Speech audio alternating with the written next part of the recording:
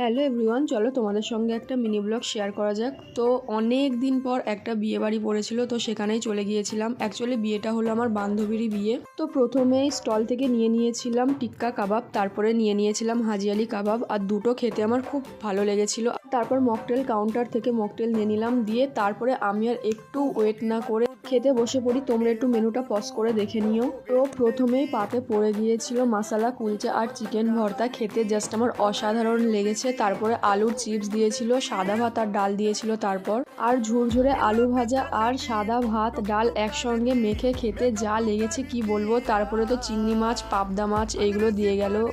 তারপরে পাতে পড়ে গেল চিংড়ি মাছের মালাইকারি। তো আমি কোনটা ছেড়ে কোনটা খাবো বুঝতে পারছিলাম না। যাই হোক, দেখো পাতে পোলাও পড়ে গেছে, আর পোলাওটা খেতে জাস্ট অসাধারণ ছিল। তারপর দেখো মাটন দিয়েছিল, আমি আর এক্সট্রা করে পোলাও নিইনি। যাই হোক, তারপর লাস্টে পড়লো চাটনি, পাঁপড়, মিষ্টি, আর কাউন্টার থেকে আইসক্রিম নিয়েই